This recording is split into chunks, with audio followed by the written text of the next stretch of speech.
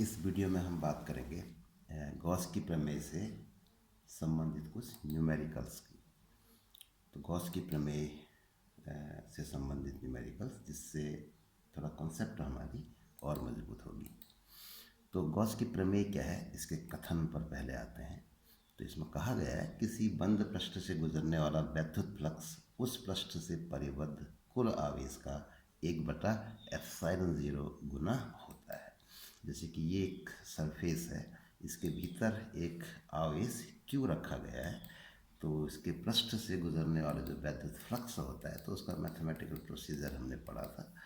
तो mathematical statement के हिसाब से इसको इस तरह से कहेंगे, phi equal to integration of E dot T over close surface S, और इसका मान जो हमें प्राप्त होता है वो होता है Q/ε0।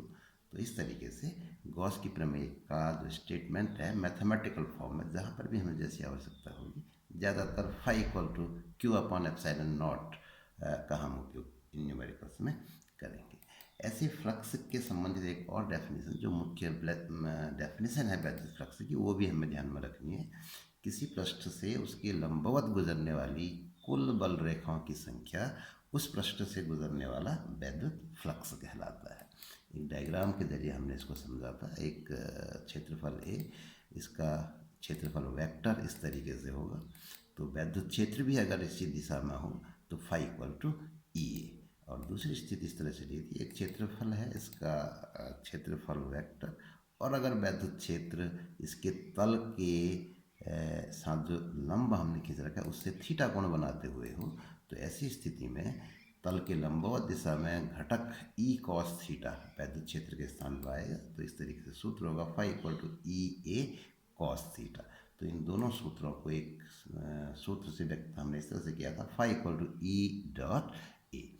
तो वैद्युत फ्लक्स की कैलकुलेशन इस प्रकार भी की जा सकती है, और गॉस की प्रमेय से भी की जा सकती है। तो हमें वहाँ पर सोचना पड़ेगा, किसी भी न्यूमेरिकल में दी हुई क्या क्या चीज़ें दे रखी हैं, तो उसके आधार पर हम डिसाइड करेंगे कि हमें किस फॉर्मूले का उपयोग करना है। पहला न्यूमेरिकल लेते हैं। 10⁻⁷ कूलॉम का एक बिंदु आवेश 1 मीटर भुजा वाले घन के केंद्र पर स्थित है। घन के संपूर्ण पृष्ठ से गुजरने वाले वैद्युत फ्लक्स की गणना कीजिए।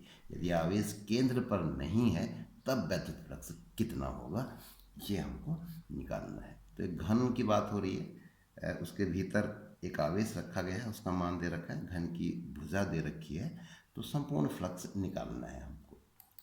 तो जैसे घन क्या है, उसकी आकृति दिमाग में रख लेते हैं। इस तरह से एक त्रिविमीय चित्र, लंबाई, चौड़ाई और ऊंचाई, अगर ये तीनों समान हो तो ऐसी आकृति को घन कहते हैं, सब हम लोग जानते हैं।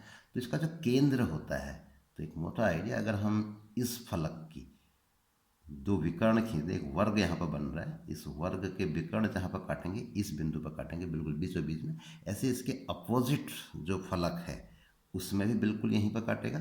तो इन कटान बिंदुओं को, बीच के दो बिंदुओं को अगर मिला दें हम, तो कंसेप्ट दिमाग में बनना चाहिए चित्र। तो उसका जो बीचों बीच वाला उस रेखा जो हमको प्राप्त होगी, उसका मध्य बिंदु वो इस घन का केंद्र होगा। वास्तव में वो जो बिंदु होगा उससे सभी 6 फलक समान दूरी पर होंगे। ये इसका मुख्य आशय है, केंद्र पर स्थित होने का। तो फ्लक्स का मान हमको निकालना है, तो दो सूत्र हमारे पास हैं। एक तो phi equal to E A cos theta, और दूसरा गॉस की प्रमेय का सूत्र है फाई इक्वल टू Q/ε0। तो क्योंकि इस सवाल में वैद्युत क्षेत्र का मान कहीं पर दिया हुआ नहीं है, तो इस तरीके से ई का मान अगर नहीं है तो हमारा ये वाला सूत्र जो है वो रिजेक्ट हो जाता है। इसका मतलब हमें ये न्यूमेरिकल इस सूत्र की सहायता से करना है, फाई इक्वल टू Q/ε0। इसमें फाई का मान हमको निकालना है, Q का मान दिया हुआ है, और ε0 एक कांस्टेंट होता है। तो इस तरीके से फाई क्या है उस पर हमें ध्यान देना है। ये फाई है बंद पृष्ठ से गुजरने वाला संपूर्ण फ्लक्स, तो इसी का मान निकालना है, संपूर्ण फ्लक्स से ही निकालना है। तो इस सवाल के हिसाब से Q का मान दे रखा है 10⁻⁷ कूलॉम, ε0 का मान होता है 8.85 गुणा 10⁻⁻12 कूलॉम स्क्वायर प्रति न्यूटन मीटर स्क्वायर। ये मान अगर हम इसमें रख दें तो फाई इक्वल टू हमको प्राप्त होगा 10⁻⁷ बटा 8.85 गुणा 10⁻⁻12। इसको हल करेंगे तो ये मान हमको प्राप्त हो जाएगा। तो सिंपल सा सवाल है, थोड़ा सा इसका जो सेकंड पार्ट है उसमें एक कंसेप्ट इन्वॉल्व है, उसको हमें ध्यान देना है। यदि आवेश केंद्र पर नहीं है तब वैद्युत फ्लक्स कितना होगा। तो जैसा कि गॉस के प्रमेय के स्टेटमेंट में कहा जाता है कि जो वैद्युत संपूर्ण फ्लक्स है किसी बंद पृष्ठ से गुजरने वाला, वो उस पृष्ठ के भीतर उपस्थित कुल आवेश का 1/ε0 गुना होता है। उसकी स्थिति के बारे में कुछ नहीं कहा गया है, तो जिसका सीधा आशय है कि जो फ्लक्स होता है वो आवेश की स्थिति पर निर्भर नहीं करता है। संपूर्ण फ्लक्स की हम बात कर रहे हैं। अगर कहीं पे इस तरह से होगा तो इस सवाल में पहले आते हैं, बंद पृष्ठ से गुजरने वाला संपूर्ण फ्लक्स आवेश की स्थिति पर निर्भर नहीं करता है। लेकिन अगर हमसे ये पूछा जाता कि किसी एक फलक से गुजरने वाला वैद्युत फ्लक्स निर्भर करेगा कि नहीं करेगा, तो अब जवाब होगा करेगा। क्योंकि अगर बिंदु आवेश जिस फलक के नज़दीक होगा उस वहाँ पे वैद्युत क्षेत्र की तीव्रता बढ़ जाएगी, क्योंकि उसके नज़दीक है, और जो फलक दूर हो जाएगा उसके लिए वैद्युत क्षेत्र की तीव्रता कम हो जाएगी। तो किसी एक फलक से गुजरने वाले वैद्युत फ्लक्स का मान तो डिपेंड करेगा, लेकिन संपूर्ण फ्लक्स का मान डिपेंड नहीं करेगा। जैसे कि हम अगले न्यूमेरिकल में देखते हैं, यदि 1 कूलाम का स्थिर वैद्युत आवेश 1 मीटर भुजा वाले घन के केंद्र पर स्थित है तो घन के किसी एक फलक से गुजरने वाले फ्लक्स घनत्व की गणना कीजिए। इसमें एक नया शब्द डाल दिया, फ्लक्स घनत्व, तो उसकी भी बात करेंगे। पहले हम फर्स्ट पार्ट में आते हैं। तो क्योंकि यहाँ पर भी वही आवेश का मान दे रखा है, तो गॉस की प्रमेय से होगा। गॉस की प्रमेय फाई = Q/ε0, Q का मान दिया गया है और फाई के मान को हमको निकालना है। तो ध्यान देना है, ये जो फाई है ये फाई संपूर्ण फ्लक्स है, सभी 6 फलकों से गुजरने वाले फ्लक्स का मान होगा।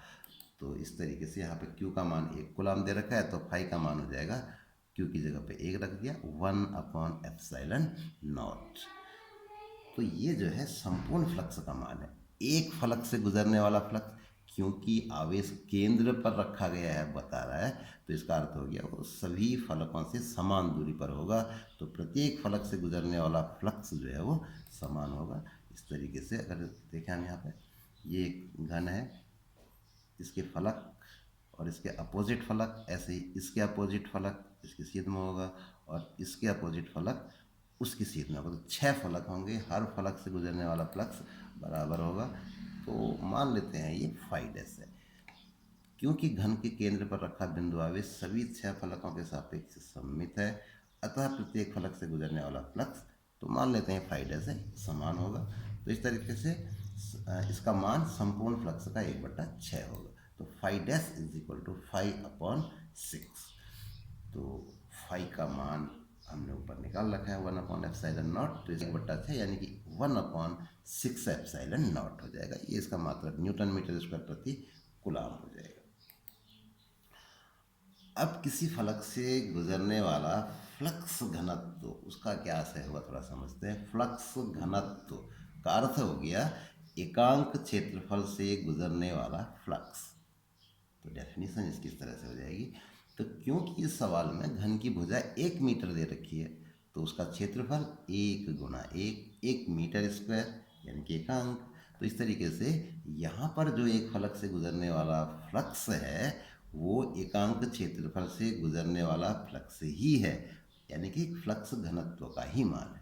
तो अब किसी फलक से गुजरने वाला फ्लक्स घनत्व एकांक क्षेत्रफल से गुजरने वाले फ्लक्स के बराबर होगा। तो प्रश्नानुसार एक फलक का क्षेत्रफल 1 मीटर स्क्वायर ही है, अतः फ्लक्स घनत्व का मान भी इतना ही होगा, यानी कि 1/6ε0। फ्लक्स घनत्व का जो मात्रक है वो न्यूटन प्रति कूलाम हो जाएगा उसकी डेफिनेशन के हिसाब से। एक और न्यूमेरिकल छोटा सा, R1 व R2 त्रिज्याओं के 2 चालक गोलों के पृष्ठों पर आवेशों के पृष्ठ घनत्व समान है। पृष्ठों पर वैद्युत क्षेत्र की तीव्रताओं का अनुपात ज्ञात कीजिए। तो गोलीय कोश के लिए हमने सूत्र पढ़ा था, गोलीय कोश के पृष्ठ पर वैद्युत क्षेत्र की तीव्रता E = σ/ε0। ये गलती से 2 यहाँ पर आ गया है, इसको नहीं पढ़ेंगे, σ/ε0। तो इसमें अगर हम देखें गोलीय कोश के पृष्ठ पर वैद्युत क्षेत्र सिर्फ एक चीज़ पर डिपेंड करता है और वो है आवेशों का पृष्ठ घनत्व। तो जैसा इस सवाल में दिया है, पृष्ठ घनत्व अगर समान है तो वैद्युत क्षेत्र भी समान होंगे। तो इस तरीके से अनुपात 1:1 हो जाएगा। तो मौखिक इस सवाल का हल है, लेकिन मैथमेटिकल फॉर्म में करना चाहें तो इस तरीके से कर सकते हैं। इस सूत्र के हिसाब से E is proportional to sigma, तो इस तरीके से E1/E2 हो जाएगा σ1/σ2। अब क्योंकि पृष्ठ घनत्व समान है तो इनका अनुपात 1:1 हो जाएगा। तो σ1/σ2 1:1 होगा, जैसा कि सवाल में दिया गया है। तो इस तरीके से E1/E2 बराबर 1:1। तो ये हमें इस प्रश्न का उत्तर प्राप्त होगा। इस वीडियो में इतना ही।